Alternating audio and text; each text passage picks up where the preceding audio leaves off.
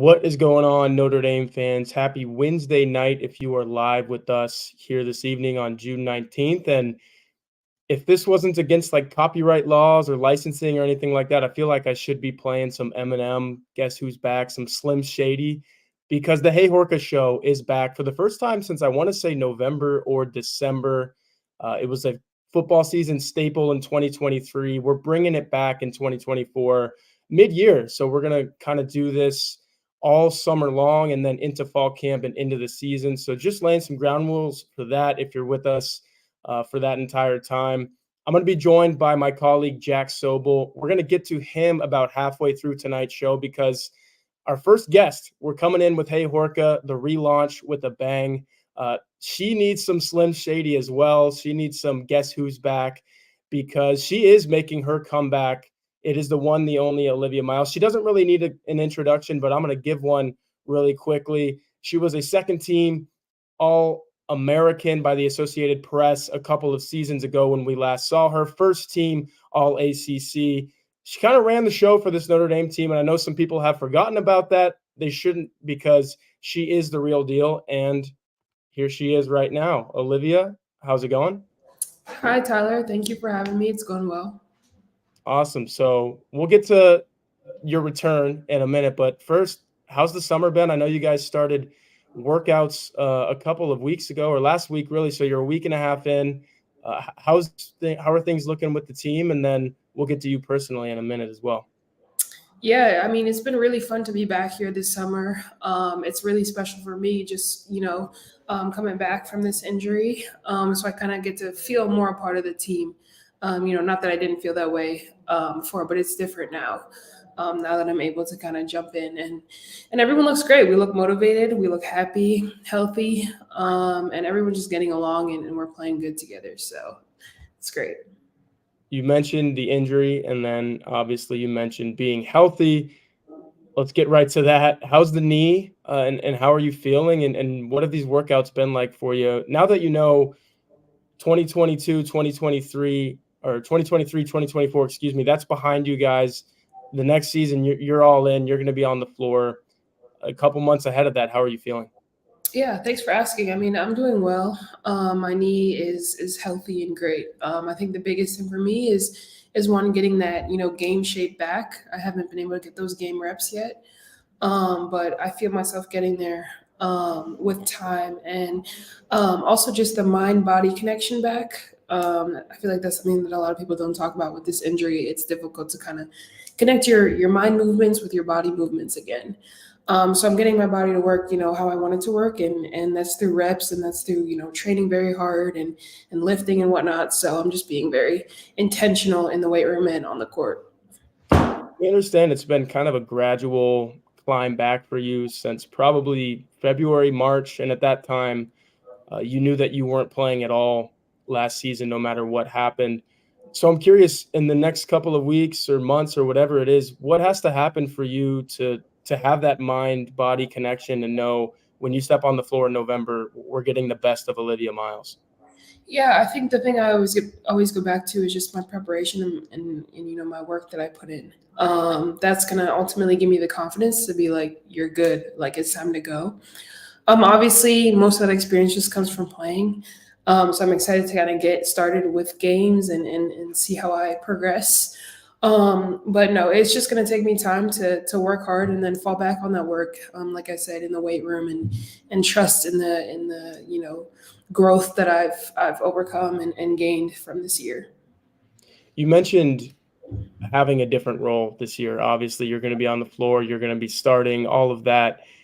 When did you come to peace with your role last year? Because I think if anyone went to Purcell Pavilion and saw you, you were engaged at the end of that bench. You always had a clipboard in your hand. So I'm going to ask you a couple questions about that. But the first one is, when did you kind of feel like, okay, I can do this for 35 games and I'm kind of comfortable doing what I'm doing right now?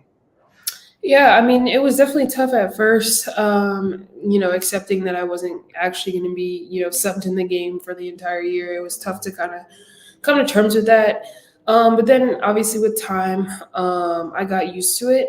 I kind of switched my mindset to help as much as I could instead of make the situation about me. You know, I could have easily been like, oh, what was me? I'm not playing. But instead, I really wanted to focus on my team and help them, and it ultimately helped me be the leader that I am today. So when I do hit that court, I hit it ground running, and I take those skills and the way that I bonded with my teammates on the court. You talk about helping your teammates in that way. What exactly were you doing? I think everyone's kind of curious what the clipboard was. What were you charting? When players subbed out, what were you telling them? Just kind of take us through an Olivia Miles game day last season. Yeah, so I'd be handed a clipboard, and I was just told to write down what plays we ran and if they worked or not. And that was kind of to give the coaches a feel for what we should run, what's successful against certain opponents, quick hitters, things of that nature. And then when people came off the floor, I was trying to be as positive as possible because they already have the fans yelling at them, the coaches yelling at them. They don't need anyone else yelling at them. So I was trying to be as positive as I could, while still providing some changes that they could make to ultimately be better in the game. So game days for me looked like receiving the stat sheets at media timeouts and such, and then writing down plays that worked so I could aid the coaches in that way. You've probably never felt as much like a coach as you did in those games. So I'm curious, could we see Olivia Miles, the coach, somewhere down the line, 10, 20 years, whenever that is? Yeah, I mean, I think about that more now than I ever have before. I before I got hurt and kind of had to take a step back. I was like, I could never be a coach. I'm too impatient. I can't like sit on the sideline. Like I would just want to be in the game, the whole time. So, after I got hurt and I kind of experienced that coaching life, if you will, I kind of reconsidered it. And like you said, like I've gotten a lot closer with my coaches and I understand their job better now. So I like it. And maybe we'll see me in the future in that spot. On the topic of coaching, your head coach, Neil Ivey, is in Colombia right now with TUSA, coaching the U18 girls in the FIBA AmeriCup. I I want to kind of talk about Niele because it seems like you guys have a really good relationship, and obviously she went through the knee injuries and she was able to guide you through your own. But what is it about Niele that kind of brings out the best in you, whether you're playing, whether you're on the bench like you were? I'm just curious how she fosters that kind of relationship with you because it seems like it's not just with you, it's with everyone on the roster. Yeah, we've had certain serious conversations where we are very honest with each other. She holds me to a very high standard, and rightfully so. I wouldn't want it any other way. But at the end of the day, she has a certain level of trust in me. And that is what kind of motivates me, because her trust in me allows me to kind of be myself on the court. And that's what kind of motivates me. I feel like I'm a player that's very creative. I don't like to be in a box. And she lets me kind of do my thing as long as I'm producing in return. So it's that level of trust where we work for each other and for the better of the team, and she lets me kind of do my own thing, and I'm really really appreciative of that. Whether it was from Niele or just kind of you taking day by day and game by game on your own, what's the biggest takeaway and what's the most profound thing that you learned in having to sit out an entire season the way that you did? Yeah, I mean, I learned a lot of things, but I think the most profound was that I'm way more than a basketball player. I mean, that's pretty corny to say, but it really is true. Before I got hurt, I thought basketball was my entire life. It was my God. Sports was everything to me. But I really got to learn, other qualities about myself that I didn't previously know, and got to appreciate myself in a different space than I wasn't used to. So I got to develop more leadership qualities, like I said earlier, and kind of ways that I can communicate better with people, work on other different, areas of my life that I wouldn't have time to work on if I was, playing full time. So. One more about Niele. It obviously, I'm gonna talk to you about the 2 transfer additions that came in, and we all know that she's recruiting high school prospects at a high level as well. I mean, you kinda started that when she was first the head coach, and it's continued on. What is it about her, her assistants, just that has this program? It really feels like on the highest trajectory that it's been on since the national title 6 years ago. It feels like this program can get back to that level. Does it feel that way in the room, and kind of what makes it that way? Yeah, I mean, Coach Ivey, she's just an incredible recruiter. It's been like that, like you said, for a long time. And it just stems from her love of the school, her love of the institution. She really pours that knowledge and her wisdom and her love onto, anyone who she might want to come and follow in her steps. I could safely say that that's kind of what guided me here. Just her interest in obviously wanting me and wanting me to be a part of such an amazing institution and school, like I said. So you could just tell that her what she says is genuine. How she goes about her job is genuine, and just moves in so much love, and I appreciate that, and that's why we have so many great recruits that want to come here because she really takes care of us. So One of those great recruits is obviously Hannah Hidalgo, and she probably wants to follow in Niele Ivey's footsteps as well and win a national championship. And it seems like this is kind of the backcourt that can do that for Notre Dame. You knew you were going to get a token Hannah question, but I kind of want to frame it differently because it seems like everyone is kind of speculating how can they play together? It's two ball dominant guards, this and that.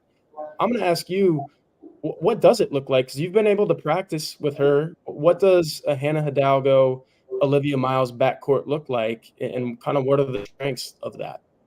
yeah, I mean, I have been getting that question a lot, rightfully so. We're two great guards. I have a lot of respect for her. But people don't realize that we've been practicing together for months now already. So, we've been playing together. We've been on the court, sharing the space. I think there's a general understanding that, we're going to play off of each other, if that makes sense. But I've been saying that I'm obviously more of a true point guard, and she can kind of run the one and the two as like a combo and more of a scorer. And she's an incredible passer as well. So we really would just play off of each other. I don't have to take the ball up every time. She's going to get the ball. She's going to run. You've seen that all of last year. She was out, in transition every time. So it's really just playing off of each other. I obviously want to run more of the point guard role just because that's what, I'm best at. But that doesn't limit me or her in any sort of way. And it's going to be whoever kind of gets the ball from the outlet and pushes it up. You mentioned getting out in transition. And I just want to bring this up from somebody watching right now. So shout out to Sean.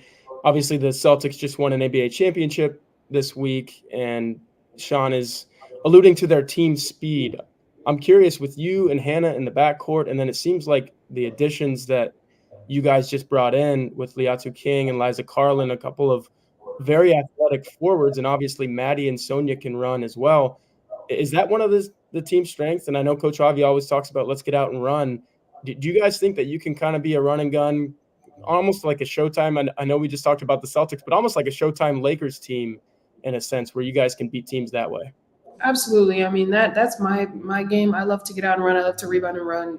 Hannah steals the ball from anyone who comes across half and is running to the other side of the basket. Sonia is always on the run. I always can count on her in transition to find her. And we have great, athletic transfers coming in who also love to rebound and push the ball up. So it's going to be crazy. I don't see any teams kind of beating us in transition or stopping us. And it's going to be tough to kind of, with our speed, as you were saying, pick one of us up because we're just going to pass it to the other person who's also so fast, and then they're going to score it. So it's going to be really fun to watch and really fun to play in. And like you said, it'll be a lot of showtime. Obviously, within the realm of our offense and reasonable, but it will be a lot of flair and flash and fun. I've mentioned Liza and Liatu a couple times now. Just quickly, practicing them with them for a week and a half. How good are they? What do they bring to the table? I mean, those are two big-time acquisitions that this team made, and it seems like it kind of elevates y'all's potential this season. Yeah, I mean, for Liza, she's a fifth year out of Marquette, very experienced, a leader. She brings a lot of positive energy, a lot of wisdom to our team, and she also helps us because she spaces the floor for us really well. She's really good at the elbow. She's really versatile, and anywhere near the basket. So it's going to be fun playing with her. And then obviously I played against Leah too for some time now, a couple years, and just seeing her and the way she kind of led that Pitt team was inspiring. She had two really good games against us last year, And it's telling that she improved a lot, and she looks really good in her workouts here, and her jump shot looks great. So we're excited to use her as more of like a rebound and run, and work in the mid range, and set good screens and whatnot. So we're very excited.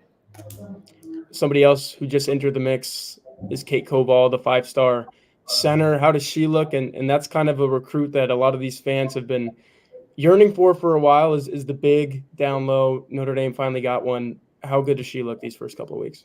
Yes, we finally got a big, huge for us, huge, huge. But no, Kate, she's impressed me a lot, honestly. For a kid who is just new to college basketball, a week and a half into college basketball, she already has the hands of a pro. You know, she can catch anything. She could shoot from anywhere on the floor. She's, big in size, sets great screens, rolls, can run the floor with us. She really can do it all. And once she starts getting used to that college pace, like I said, we're so fast, so she's gonna have to kind of adjust to that. But once she gets used to that and in our system, she's gonna be really, really, really good for us. Going to wrap this up with looking ahead for you. It's kind of crazy to think that you're already a senior and you've already walked the stage and graduated with, I believe it was a political science degree and a minor in business economics. Was that Yep. right? Yep. And now you're pursuing a graduate degree in nonprofit administration. So kind of what does that look like for you? I know you want to play basketball for another 20 years like Diana Taurasi and go into your 40s, but once this is all said and done, you mentioned maybe coaching. If it's not coaching, what has Notre Dame set you up to do after basketball?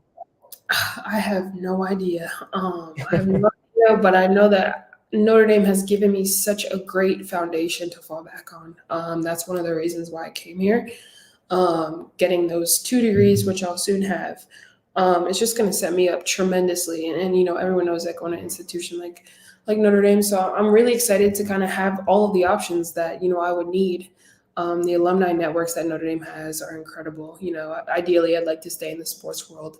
But like I said, I have so many options with this degree. It's a whole different world for me, and I'm just very excited to kind of utilize that. But like you said, I want to stay in basketball till I'm like 70 years old if I can. So Well, I think you've got the mind for it, and you'll definitely be playing for a while. And the last one on that note, shorter term future, you have 2 years of eligibility. What are kind of the factors when you're looking at 10 months from now? Do I stay? Do I go? Is it national championship? Do you have personal goals? What are you going to be thinking at? Because I know it's not a decision you're going to make right now, but when you do have to make it, what are kind of the factors that will lead you to stay or go? yeah, obviously, how I'm feeling with my knee, I think is the biggest priority. If I'm ready to make that jump to the league. Obviously, what team, that whole scouting wherever I'd fall in the W. But also who we're bringing into Notre Dame. Like I'm not in any rush to go play professional. I know that it will be there when I'm ready. So when that time comes, and we're winning and playing in March and April, I think I'll think more about it. But I'm not opposed to either way. It ultimately just depends on what I'm feeling at the time, and coming back to Notre Dame is just as great as an option as going to the W. Well, I know a lot of people that would love to see you stay for 2 more seasons, but they are thrilled that they're going to get you for at least one more. And we were thrilled to have you tonight, Olivia. I appreciate you joining us, and have a good rest of your summer, and then good luck once the season starts. Thank you so much. Take care. All right. That was Olivia Miles, like I said, a all ACC first teamer. She was an AP All-American, second team the last time that she played a couple seasons ago. So now I'm going to bring on my co-host, Jack Sobel, to he covers men's basketball for Blue and Gold Illustrated, blueandgold.com. So Olivia Miles is not exactly in his realm of coverage, but I know that he knows all about her. And before we ask about Olivia, Jack, how are you doing, man? And it's awesome to be a co-host with you. I know we've worked together for a year now. It's about time that we get our own show like this. So I'm thrilled to have you here, man. No, I'm great. Thank you for having me. I'm really excited to kick the show off. And so, yeah, you just were watching the Olivia Miles interview. Maybe kind of some takeaways, some things that stuck out. I know she's a very impressive young lady on and off the floor. So just kind of your thoughts watching those 20 minutes with Olivia. Yeah, my big takeaway, just kind of on Olivia's side, I was like her comment on that she learned over the past year that she's way more than a basketball player. I thought that really stuck with me. I mean it is these kind of injuries she hasn't played in what, a year and a half now. Yeah. About that, a season and a half, and you really kind of, in those situations, when you're an athlete, you really kind of learn who you are, and for better or for worse. And it really sounds like she's grown from the experience. She's ready to be a leader on what absolutely should be a Final Four contender this year. Yeah, and I'm showing a clip right now. I meant to show that, but I was so engaged in the interview, and she was a very engaging subject to interviews. So if you're watching the YouTube, you're getting a clip of Olivia. I believe this was posted in April, so only a month and a half ago, and she's only gotten healthier since then, I would imagine, and she's only looking better. So I think Notre Dame is going to get the best of Olivia Miles this year. And I keep trying to bring up her stats. And I mean, I will read them off right now. The last time that we saw her play, Jack, she was averaging 14.3 points, 7.3 rebounds, 6.9 assists per game. So just stuffing the stat sheet. She is the men's and women's all-time leader at Notre Dame in triple doubles. That's 3. So, I mean, you don't get many of those in college basketball. 3 is actually a lot. She did it in the NCAA tournament too, which I think was the most impressive one of those 3. And I mean, the thing that kind of stuck out to me was, and I'll roll these clips again because that's Hannah Hidalgo that she's feeding the ball to. I think we're going to see that a lot. And the big thing from Notre Dame fans as much as outsiders was, this is going to be hard to make it work between 2 ball dominant guards. And I mentioned that in the interview, and it might still be, but I think we're going to see a lot of what we just saw in that clip because, Jack, this goes for the men's game too. If you can get 2 5-star All-Americans on your roster in the same backcourt, you take that every single time. Yeah, you figure out how to make it work, and I have full confidence, based on kind of what I saw this year. Obviously, not covering the team, but watching when I can, especially as they got kind of into the ACC and NCAA tournament, is like Niele Ivey did a masterful coaching job last year with the team she had, really fitting the pieces into where they belong. I mean, she had such a depleted roster, and she really made the best of it.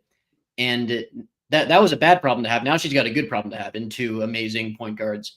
And another thing Olivia said that really stuck with me was that even though like the assumption that obviously is correct, that she is more of a pure point guard, Hidalgo can probably be more of a combo guard. They're not going to do that every time down. And it gives them so many options with like, all right, here's a play with Hannah having the ball in her hands at first. Here's a play with Olivia having the ball in her hands at first. There's just so many options they can do to become unpredictable on offense. And it's a matter of like, this is kind of what separates good coaches and bad coaches. A bad coach, sees it as, we need a point guard, we need a shooting guard. A good coach takes the talent and figures out how to make it work. And I think Niele is a good coach. Yeah, and we'll wrap up the Olivia Miles women's basketball talk with the last thing that I asked her. And I thought it was a very mature answer on Olivia's part, and then an encouraging one if you're a Notre Dame fan. She's not ruling out using both of these years of eligibility. She's a true senior, so by the time that this season's over, she will have been at Notre Dame for 4 years, and that's a long time. But Maddie Westbeld had a decision like this to make a couple months ago, and she said, "You know what? I can play pro in 2025. I can only win a national championship in 2024, 2025. Like, this season is it." So I think there are some things in 10 months that Olivia Miles is going to have to mull over, but she just told us that she is going to go through those things in her head. And I thought that was a very mature answer. Yeah, I think like she said correctly that like there are so many factors that she can't possibly know right now. It's like Yep. who Notre Dame is going to bring in next year, who else comes back, how her knee's feeling. She said is the biggest factor, which makes a ton of sense. Yeah, I mean, obviously, 2 years of Hidalgo and Miles playing together, that would be spectacular for Notre Dame. But I mean, in the immediate future, I think what really stands out about this team, and I know you brought up Leah Tu King and Liza Carlin, like they brought in two two girls who are all first team all conference in their leagues, and they're going to be role players on this team. And I think we're going to see that as a feature on this team is in like Olivia Miles would be the best player in 95% of the team. And that might be a little conservative. 95% of the teams in the country, she might not be the best player in this team. She really sounds like she's ready to accept her role. And I think that's going to be what we see on this team up and down the roster. Yeah. What I always tell people is Olivia Miles was Hannah Hidalgo before Notre Dame had Hannah Hidalgo. They did it differently. And I thought Olivia laid that out perfectly in her interview. They're not the same player, but in terms of impact and prominence and what these two girls can do night in, night out on the floor, that they have like an equal level of significance, and you're pairing that. And I think that is always better than only having one of those types of players. So absolutely, it's very impressive. But this is going to primarily be a Notre Dame football show. So if you've been sticking around for that, you should enjoy the women's basketball coverage just as much, because that is a dang good team. And Neil Ivey, like Jack said, should be able to put this team right on the fringe of the Final Four, if not in the Final Four, contending for a national championship this coming April. Here's another team that's trying to get into the playoff picture and be one of those teams fighting for a national championship at the end of the upcoming season. It's the Fighting Irish football team, obviously. And before we get into that, though, I just want to remind you guys to subscribe to this channel, hit the thumbs up on this video. Jack and I are going to be with you weekly, barring holidays or time off or whatever, now through forever. Honestly, we're trying to keep this show going. Think of it as the team version of what Mike Singer and Tim Hyde do, kind of with recruiting. And obviously, Mike has his show with Kyle Kelly as well. We figured it was about time that we kind of bring one back with me and Jack. So hit the like button on this, subscribe button. If you want to throw in a super chat, we've got the comments rolling. We can definitely get to those, but we are going to focus primarily on 3 topics that we picked from the Notre Dame blue and gold message board, loose emoji board. And this is a thread that I do every single week, and it's very active. Jack likes to pop in there. I know he's reading it, especially now since he's going to be on a show called Hey Horka. But I get a lot of questions about Notre Dame football, and it's very hard to choose just 3. We kind of came up with these for this show. So if you are not subscribed to the loose emoji message board, blueandgold.com, subscribe now. That's where I'm pulling these questions from. If you want your name up on this screen on a weekly basis, you need to subscribe. So here's the first question, Jack, and I'll let you have the floor before I give my answer, and I'm sure there will be a good amount of discourse on this. What is the biggest concern / question? I think when Thomas Nah first posted this in the message board, he used question. I thought concern was a little stronger. That's not a dig at Thomas Nah. He's one of our best posters. But what is the biggest concern for this Notre Dame football team in 2024? Yeah, I see it as the offensive line.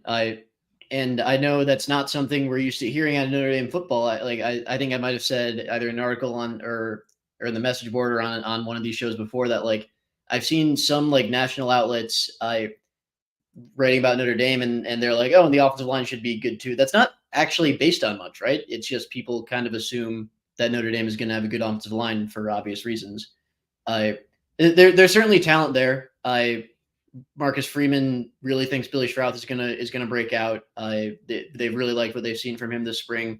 Charles Jagasaw, another guy that they liked, another young guy they liked what they've seen from him. He'll start at left tackle. Then they have 2 guys competing to start who started all of last year or most of last year in Rocco Spindler's case at left guard. Ashton Craig they like at center. Right tackle is more of a competition. That one might be a little iffy between Tosh Baker and Emil Wagner. It's just there's too many question marks for my liking. Like we know Charles Jagasaw is going to be good. Is he going to be good in time for a Texas A&M team that has some of the best edge rushers in the country? It's just there's a lot of question marks among those 5. Many of whom and maybe most of whom could end up in like the good side of the question, but there's just a little too much uncertainty for my liking here. Yeah, I'll kind of entertain you there before I give my answer. And I will admit, when I answered this on the blueandgold.com message board, it was tough for me to kind of just hone in on one thing. So I gave a micro answer and then a macro answer. My micro answer was specifically right tackle. I'm like, can you figure that out? Last night I was on with Mike Singer Tuesday night, and we were talking about, I think somebody might have asked in the comments, and there's another cue that if you're watching this live on YouTube, as you should be, get some questions in, because we will get to them on the show. And somebody asked, is Gerby Lambert like an actual option at some point in 2024? And the thing that's holding him back from College Station or home opener, like something like that, is the fact that he just got here 2 weeks ago, right? But if he had that spring, I think that we might be talking about him in that Blake Fisher vein, because who are the guys that he's trying to start over, Jack? It's Tosh Baker, a guy that's been here for 5 or 6 years and just has never gotten to that level. And it's Emil Wagner, a guy that has so many questions about his body. Can he hold up? Is he ever going to be big enough for this? I personally think he's an athletic freak and can do some really good things out there. Is he going to get bull rushed a time or two? Maybe. But is he going to do a lot of really great things? I think so. But those are the guys that a Gerby Lambert would be competing against. And Lambert just got here last week, and we're already talking like, hey, is he going to be starting in October? I think that goes right back to your point, Jack, that there's so many questions on this offensive line that it's a major concern. And as you're saying, maybe probably the biggest concern that this Notre Dame football team has. It's telling the way that, like, when we talked to Freeman in late May, I think in the last day of May, if I recall correctly, like the way he talked about Jagasaw, it's like they firmly believe they have something in him. The way Freeman talks about Jagasaw is like he has been a stud in practice. Whether it was late last season after he kind of got his sea legs under him post injury recovery, or this spring, like they believe they're going to have a stud sooner than later in Jagasaw. Whereas on the right side, it's like we like the competition. We're excited about the competition. We know we need to pick someone soon, and they do, because continuity is really important in this position. But it's all about the competition, and never really about we are excited about X player in this competition. We're excited about Y player in this competition. Obviously, they're never going to disparage a player to us, but we can kind of read between the lines there, as in like they're much more excited about the left side than the right side right now. And like you said, that's where Gerby Lambert comes in, because there's obviously precedent for a summer enrollee to start midseason, be pretty good in that freshman season, be one of the best left tackles here ever in his junior and in his sophomore and junior seasons. So very much a storyline to follow. And again, that A&M game, we can't overreact too much to it if the tackles play poorly in that game, because again, like these A&M edge rushers are really, really good. You got Nick Scorton, you got Shamar Turner, who's more of an interior player, but he'll line up in the edge every now and then. Shamar Stewart is a guy Mike Elko really likes. Cassius Howell, transfer from Bowling Green, had almost 10 sacks last year. There's a lot of guys they have to deal with, and that's another reason why it's really important to pick someone as soon as possible, because they need reps together before that game. All right, just one more comment on your answer before we get to mine, and I want to bring this up. I believe there's a way I can kind of make this bigger, but I'm not seeing it right now. I'll just lay it out for you guys, especially if you're listening on Apple or Spotify or whatever. Did a story today, and Jack knows these numbers all too well because he did these stories for our Blue and Gold Illustrated football preview magazine that will be coming out in the coming weeks. And I thought it was really interesting. You mentioned the people who are saying, yeah, the Notre Dame offensive line is going to be good just because it's Notre Dame. They're out there. But obviously, Athlon Sports, Lindy Sports, On3, and even Phil Steele, who ranked the Notre Dame offensive line the 26th best unit in the country. Obviously, they all did their homework, and they're on the same page as you, Jack, because that's not what we're used to seeing from the Notre Dame offensive line. You're used to seeing those defensive line numbers, quite frankly, 9, 4, 7, 11th best in the country. For Notre Dame's offensive line, you're seeing -- 26. So I think you do read some things where you're like, the Notre Dame offensive line is going to be good in front of Riley Leonard. And those are the people that haven't really dived into it like you have and like those outlets have, because I'm with you guys. Even the guards. I'll say one more thing about the guards. You mentioned the right tackle competition, how the narrative is just, there's some guys there and they're battling, and that's pretty much all you get. With the guards, it's, you got Billy Shrout and you got Pat Coogan, you got Rocco Spindler, but it's never – and I think I've heard more on this from about Shrouth than the other two. It's like, well, yeah, because I mean, oh, yeah, Freeman, when I asked him like potential breakout Yeah. players who we think is going to break out, like the first name is Billy Shrouth. And the Yep. comparisons that like Freeman's like, I'm no expert in offensive line play, but the comparisons Mike Denbrock and Joe Rudolph make on him, it excites him. Yeah. So you have that, and then I mean, he wasn't even starting last year, which is crazy. But you make that's a natural progression. What's he going to be, a true junior, right? Like this is a time for him to really break out, I think. Yeah. But like Pat Coogan and Rocco Spindler, true seniors, and you're not saying, oh yeah, man, they're carrying on the legacy of these dominant Notre Dame guards that we've seen over the years. So across the board, it's not just a right tackle conversation. I think it's an across the board conversation. So you mentioned Texas A&M, and I'm going to take it a different way right here. I think the biggest concern for Notre Dame football in 2024, and I really should have left question on there like Thomas Na originally had it for this one. The biggest question for me and concern for me is avoiding the questions and concerns. And that means beating Texas A&M. I know it's on the road, but really that's a team that Notre Dame should beat, I think.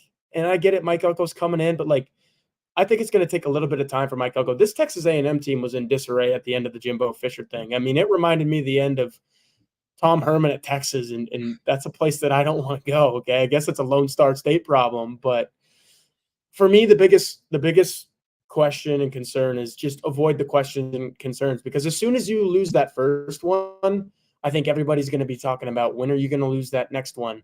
And at 10-2, all of a sudden, are you in danger of missing a 12-team playoff? Like this was the year for Notre Dame to for sure make a 12-team playoff. All of a sudden, are you out of it if you lose to A&M? And if you slip up against Louisville, who I know you're pretty high on, and Florida State comes later in the year, but imagine you do lose it to a USC who seems to be in disarray as well. And all of a sudden you bookend your season with a couple of losses on the road against teams that you probably should have beat on the road. And road wins are huge in college football against anybody, especially a big name opponent like Texas A&M and a rival like USC. So I'm curious your thoughts on a main concern being just avoid the concerns. Like I'll put it this way. If Notre Dame would have had 11 people on the field against Ohio State, or would have converted the screen pass, or whatever play, the DJ Brown interception, whatever play you point to in the Ohio State game, if they would have gotten that, all of a sudden I don't think you're saying, oh man, what if we lose to Louisville, or what if we lose to Clemson? Like I think there's a level of confidence that Notre Dame would have had. So for me, it's get to that level of confidence, beat A&M, and look like the team that's going to make the playoff, and not the team that's scared that they're not going to make the playoff. I'll kind of counter that off the A&M point in that, like, I think the bigger thing for me is like if they lose that game, because like A&M should be a good team. Like in the preseason rankings, they're probably anywhere from like 15 to 23, maybe depending on who you ask. Sure. And again, that O-line D-line matchup really concerns me for Notre Dame. It's not the right time. It's not the right time for Notre Dame to play A&M in my opinion. But the bigger thing for me in building off that Ohio State thing is like, if you lose that game, you can't let it spiral like they did last year. Because after the Ohio State game, obviously having three more games after that on national TV didn't help. But they lose to Duke, if not for some crazy voodoo on that last drive. They get killed by Louisville. That game, I don't remember what the final score was, but Notre Dame had a garbage time touchdown that made it closer than it deserved to be. And then obviously you come back home and you exercise some demons against USC, but by that point you've already blown a chance at the playoff. And I mean that's the thing for me is that if they lose to Texas A&M, they can't just let it spiral, and that'll be easier this year because I think you have Northern Illinois and Purdue after that instead of Duke and Louisville. So that's a big reason why I think they have more to gain than lose against A&M. Because if they lose that, they have a bigger chance to regroup for their next big game, which I think is really Florida State. I can't see them losing to Louisville again. But I mean, you're right that like there's a schedule. You're right that a big question for me as well is like, can they get over the hump in those big games? Like, can they make the play to close it out? Yeah, I guess maybe I should have phrased this differently. It would have been better, and I like your phrasing. Can they avoid the spiral? Because in 2 years of Marcus Freeman, and we can pull up the past schedules, they kind of haven't avoided that spiral. I mean, losing to Ohio State and then coming home to losing to Marshall, and they only beat Cal by a touchdown. I think everyone remembers that game. That was spiral out of the they came gates. within like an inch. Like I obviously wasn't covering the team at the time, but they came within like an inch on that Hail Mary of being tied in that game. And then you go further into that season, and the Stanford game was inexplicable. And they didn't look that good against UNLV. If people remember, 44-21 was like that. Syracuse 41-24 was a lot more impressive than the 44-21 against UNLV. But there have been stretches in the Marcus Freeman era where it just hasn't looked smooth from week to week. So I do worry about what happens if they lose to Texas A&M. No, you're right to pull up. You're right to pull up the 2022 schedule, because what I'm saying is of like, if they lose to Texas A&M, there's not a good chance it'll spiral and they'll lose to Northern Illinois. Well, we could have said the same thing 2 years ago about Ohio State and Marshall. Like, that was a difficult road game that they made closer than, if I recall correctly, a lot of people thought it would be, and then just inexplicable Marshall. They just, even if they lose to A&M, they're obviously still alive in a 12-team playoff. They obviously make the playoffs, probably host a game at 11-1. The margin for error is nothing, but they're very much alive. They cannot just let that get to them if they lose that game. And I think Marcus Freeman has reached a point of maturity that he's not going to let it. But there was still some, like, they probably should have beat Louisville. They probably should have beat Clemson, and it's not as bad as losing to Marshall at home, but those are the ones you look at last year. If you take the context of the Ohio State game out of it, you look at how the heck were we never in the game against Louisville, and how the heck did that Clemson offense win a football game against us, is I think what you're looking at if you're a Notre Dame fan there. So we'll move on to the next question. Went a little longer on that one, but that's a good open-ended question. I love Thomas Naw, great poster on the Loose Emoji message board. Second question of the night is, which Notre Dame assistant coach is under the most pressure in 2024? I'll start this one out because we already talked about this unit. And here's a disclaimer. I don't get these answers from Jack because I like kind of learning in real time. There may be some shows where I'm like, hey, man, I'm struggling with this one. I don't want to overlap with what you're saying or say the same things, but maybe we are about to do that here. But I think it's kind of cool to learn in real time with you guys what Jack's answers are. My answer here is Joe Rudolph. And Mike kind of played devil's advocate last night and said, for all the same reasons that you just laid out, I don't think he's under a lot of pressure because I don't think he has a whole lot to work with. Like, there are some tools missing from the tool shed, and there's some things like if you wanted to bake a cake in the kitchen right now, maybe you don't have the oil or the eggs necessary, whatever it is. And I get that, but for the same reason people are saying this Notre Dame offensive line is going to be good because it's Notre Dame, Joe Rudolph has to make this offensive line at least passable because it's Notre Dame, and there are some good recruits, and he's just going to kind of put the puzzle together and make it work. And I think another part of this, Jack, is all of the other position groups are in such good shape that it was hard for me to find one. Like, Mike Mickens isn't under any pressure. He's been doing a heck of a job, and Dylan McCullough's been doing a heck of a job. And obviously Al Golden, Mike Denbrock, they are who they are. And it was kind of hard to land on somebody. So I landed on Rudolph. What about you? Yeah, I to kind of counter Mike's point last night, I would say that, like, well, it's the coach's job if you don't have perfect pieces to make them work. And I think there's obviously talent there. You have three guards who I think you like. And even if you're not completely thrilled with Pat Coogan and Rocco Spindler right now, they have a year of starting experience. And I don't think, like, neither were like terrific enough to hold off Stroud, but I don't think not either of them were bad last year. Yeah, I think I thought they were perfectly fine. As much hubbub as there was over the guard position in the fall in fall camp. But yeah, I like the Rudolph pick. I'm going to go to the opposite side of the line in Al Washington. I was kind of going back and forth about this. I consider like a couple of the first year position coaches, but like last summer, everyone was at Al Washington's throat over recruiting. Then during the season, people backed off because the D-line was awesome. Now everyone's back at Al Washington's throat again. I'm very much in the camp of leave Al Washington alone. The defensive line has been amazing since I've gotten here. And I think like Howard Cross made great strides. Riley Mills made a lot of strides when they figured out a position for him. And then John Baptiste really putting it together under Washington. I thought that was good from him. but I understand, like, even though I'm in the camp of leave Al Washington alone, I understand a lot of people are not. So I think it's important for him to repeat that performance with the D line. Maybe have Jordan Botelho take another step this year. Maybe turn RJ Open into a complete defensive end like he did with Jean Baptiste.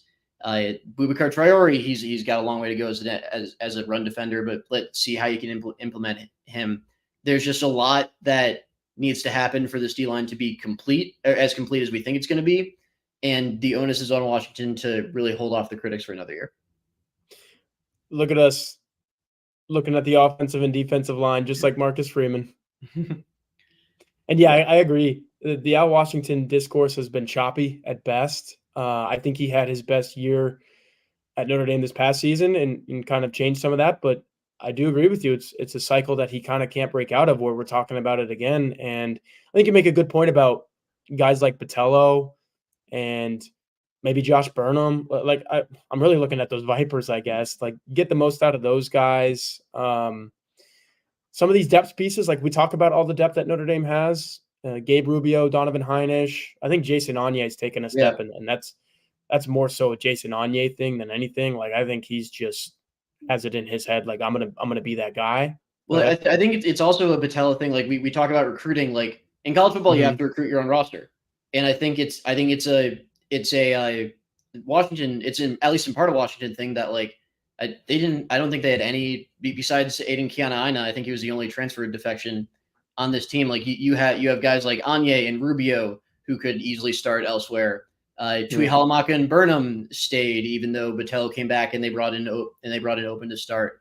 And having all that returning experience as depth is really important. Like I don't think a lot of defensive lines have 8 guys who played at least 70 to 100 snaps last year. Rubio would have played more if he wasn't hurt. It's just they did a great job recruiting their own roster this year, and I think that's a credit to Washington too. And now it's a matter of like, can you put Gabe Rubio and Jason Onye in a position where you don't really need a transfer D tackle next year? And I think like that has to be at least part of the reason they're back, right? The idea that they can start once Cross and Mills are gone. There's just a lot of there's a lot of in-house improvement that can be made, and I think a lot of Washington's critics would back off if they made it. Yeah, and to wrap up this conversation, I think it's the same thing on the other side of the line. I know Joe Rudolph has been here 1 year less than Al Washington, so he really doesn't have like the recruiting stigma attached to him as much as Al Washington does. But I do think there's some certain things that he can do with what he's been given where you can look back and say, okay, yeah, this is a guy that pumped out all of those prospects into the NFL from Wisconsin, and like this is a good hire for Notre Dame. So I think those guys are in similar places, and I'm not surprised that we landed on them for those answers. So we're going to go to our third and final question of the night, talking about Notre Dame football here. And this is one that I know you wanted to talk about specifically, Jack. So let's get to it, and we'll get your answer first because I kind of want to hear your answer. Yeah. I'm all over the place with mine. Who's going to lead Notre Dame in receiving yards in 2024? This question is from KTF on the Lucy. Well, I'm all over the place too, because like, to tell you the truth, I wanted to discuss this because I have no idea. No one has. I don't think even Notre Dame has any idea. I mean, they have maybe a couple ideas right now, but I think Notre Dame probably can't say for certain right now, or probably can't make a very educated guess because you need to see Bo Collins in fall camp. You need to see Jordan Faison because you didn't see him in the spring. The one I land on, I think, is Jaden Greathouse. And I've been a fan of Greathouse as a player since I got here. Great kid, great family. I think obviously super productive high school player, was really, really good for Notre Dame before his hamstring kind of gave out midseason. The way that Mike Denbrock has talked about him, and later Marcus Freeman this offseason, is like Denbrock, I think, used the words like the biggest pleasant surprise of spring ball was Greathouse in the way like he's comfortable lining up on the outside, comfortable in the slot. Last year they played him on the outside out of necessity. This year he's comfortable doing both, and I think that is something Mike Denbrock really values. You hear the word be multiple a lot with him. He's a guy that his primary position is in the slot, but you can move him around to create matchups. And I think they're just going to feed him the ball a ton, and on all 3 levels of the field. That's the big thing with Greathouse. He can win on every level of the field. I don't know if there's really a wide receiver. I don't know if there's another receiver on the team who's as complete as a player as that. But I do also like the answer you threw on the board for this. Let's hear that as well. Okay, yeah. I'll do the caveats here. On the board, I believe I put Chris Mitchell on the board. Was it Chris Mitchell I put on the board? Yeah. Okay. And I like Chris Mitchell too. I might go a different direction because we were talking about, this is one of those questions that we were talking about. This is the only one tonight that we talked about beforehand. And I was like, I don't really know. Chris Mitchell, I feel good about Chris Mitchell because he just put up, 1,100 yards and 7 touchdowns at Florida International. I get it. It's FIU. But they did play an SEC defense if you consider Arkansas one of those, and he went for like 200 yards against them. Yeah, so barely. there's going to be teams on Notre Dame's schedule where if you say, okay, Chris Mitchell did that against Arkansas, he can probably do that against Miami of Ohio or Northern Illinois, like you mentioned earlier. Purdue hasn't had a very good defense lately, I believe. Like there's teams on the schedule where if he's a dude, and I think we saw this in spring ball, Jack, where stays healthy, looks physically fit every time you see him. That's the knock on Greathouse. That's the knock on Deion Colsey, Jaden Thomas. Like I'm not eliminating Greathouse from the answer to this question because I very much think that he's in. There's probably like a core 3 or 4 guys that can do this, right? Maybe 5. Yeah. And Greathouse is in there. I think Chris Mitchell is definitely in there because he looks good every time I see him. And he may go to the blue gold game. I mean, he caught a lengthy touchdown in that game. And so if you're talking other guys who have that ability, it's Mitchell, it's Greathouse.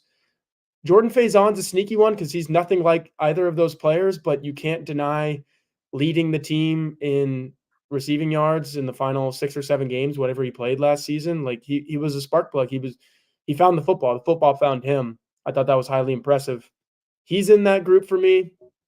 And then this is kind of like our text conversation went, Jack. I was like, how the heck did it take me this long to get to Mitchell Evans, who caught more balls in a Notre Dame uniform last year than anyone, and he only played in 8 games, and he got hurt in that 8th game. So I think the football is going to find him too. And if it's not Mitchell, I think it's going to be Evans if he stays healthy, because that's kind of like what Notre Dame is. They throw the football to the tight end, and Riley Leonard's going to figure that out. And if it's not Riley Leonard, Steve Angeli already knows that, and Kenny Minchey already knows that. So I think Mitchell Evans is going to be a very good football player. But this is what I will say. As much of a Mitchell Evans fan as I am, and we interviewed him together a couple of weeks ago, very impressive young man. He's healthy. I think he's going to have a big year. I'm rooting for an actual wide receiver to lead this team in receiving yards at the end of the year, because I do think Evans is going to get his. And if he's not number 1, that means the ball is being spread around. It's finding wide receivers. Notre Dame looks like a 2024 college football offense where it has more than just a couple guys to throw to. So, yeah, I don't think I'm leading anyone off of like who can do this. I think it's Greathouse, Evans, Faison, Mitchell. And if I were to throw in I kind of ruled out Thomas and Colsey because of the injuries, Jack. If I were to throw in a 5th, I would go dark horse Micah Gilbert, man. What about you? Gilbert's a take. I would have said both Collins for the 5th. Okay. I just haven't seen him yet. I could completely change my mind. We haven't seen Collins yet.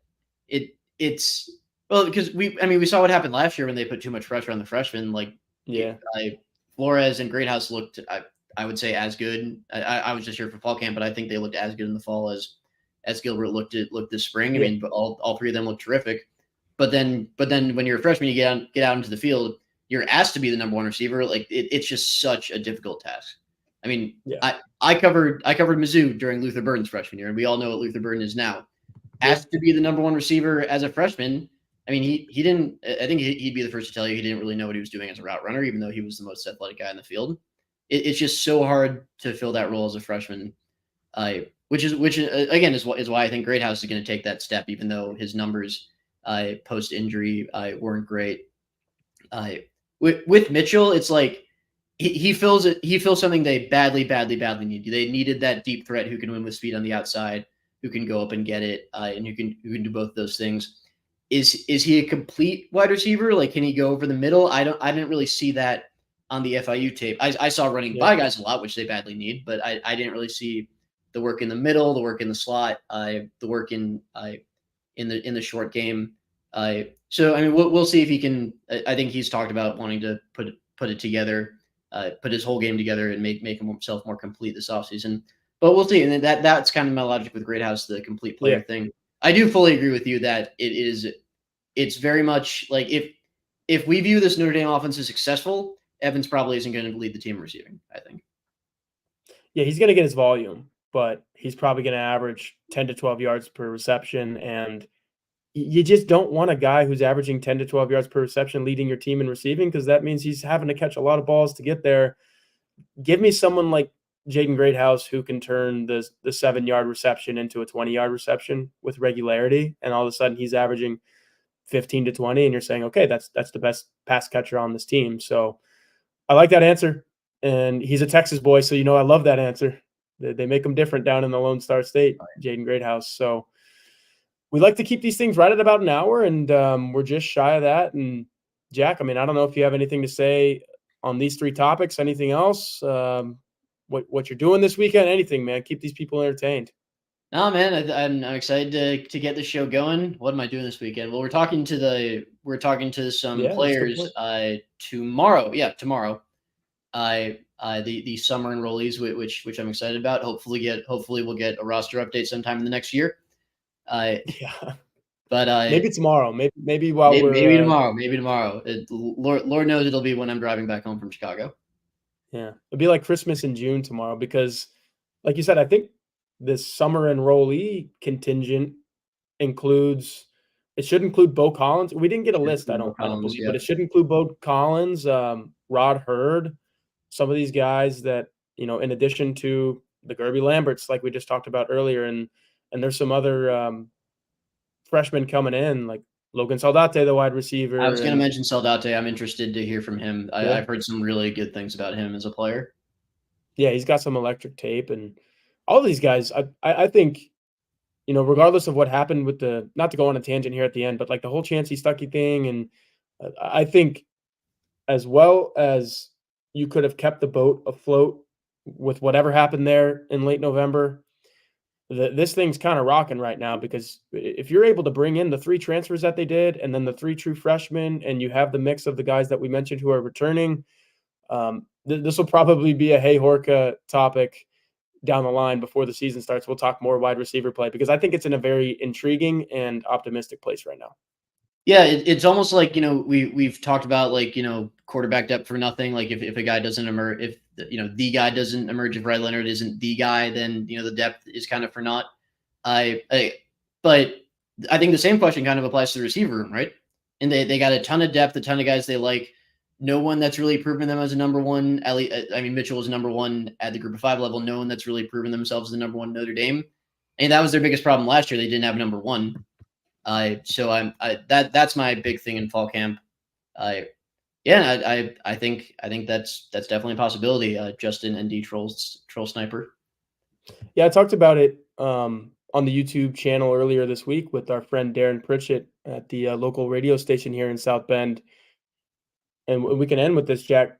It's pretty intriguing the way Marcus Freeman talked about Bo Collins in that little sit down that we had with him. We're in that room there with Marcus Freeman for almost 90 minutes, I would say, maybe right out about 90 minutes. And one of the things that kind of struck me was he talked about the wide receivers, and one of the first names he mentioned was Bo Collins. So I think just like Justin ND Troll Sniper, Freeman's very intrigued to see what Collins looks like in a golden helmet, and I think we all are. Yeah, absolutely. And again, they need that guy. Like that was obviously depth was much more of a problem than we thought it was at wide receiver last year. But the thing that we pretty much knew in fall camp, and that was really a problem that season, was they didn't have a number one guy. And I think they definitely have more depth this year, and I think they have a better chance at finding that guy this year. But do they do it is my big question.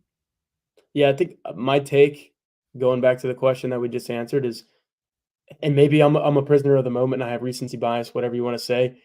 Something tells me that Chris Mitchell could be closer to that guy than Bo Collins, because you mentioned a good point about Chris Mitchell mainly only catching stuff down the sideline, and there's a place for that. Notre Dame needs that, but they need all of it.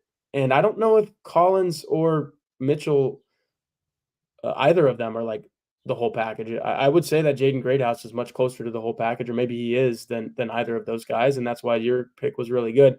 Mine is more so, hey, maybe you can find Chris Mitchell on 6 to 8 bombs downfield, and that kind of racks up his tally a little bit. But I will be intrigued to see if Collins and Mitchell can like be the do-it-all guys, because I don't want Notre Dame to be in the same position where they're like, okay, yeah, now depth's not a concern, but doing everything out there that a wide receiver needs to do still is. I think that would put them in a little bit of a precarious spot. I think like the best case scenario for Notre Dame this year is like if Chris Mitchell does end up putting that together, because he has speed on the outside. And again, biggest problem last year, speed on the outside. They did not have it. And he fixes that. And like at the very least, he's a good niche deep threat guy. I think we can probably take that to the bank. I think he's going to catch a few deep balls. Maybe every game, maybe every couple games. He's going to be good at that. The question is, can he put that all together? And if he does, I think he's got a strong chance at wide receiver 1. Yeah. Well, all right. Like we said, we like keeping these right at about an hour, and we're just over that. I thought we had really good Notre Dame football discourse, and then obviously leading this thing off with the one, the only Olivia Miles. That was an awesome interview. So hope you guys enjoyed that. Hope you guys enjoyed the last 30 or so minutes talking Notre Dame football. And Jack, like you, I'm excited to be able to do this every single week with you, because there are no shortage of Notre Dame football questions, and we're going to get plenty of them leading into the season and then once the season starts. So in the meantime, hit the thumbs up on this video, subscribe to the channel, and for Jack Sobel, I'm Tyler Horka. We will see you guys probably same time next week.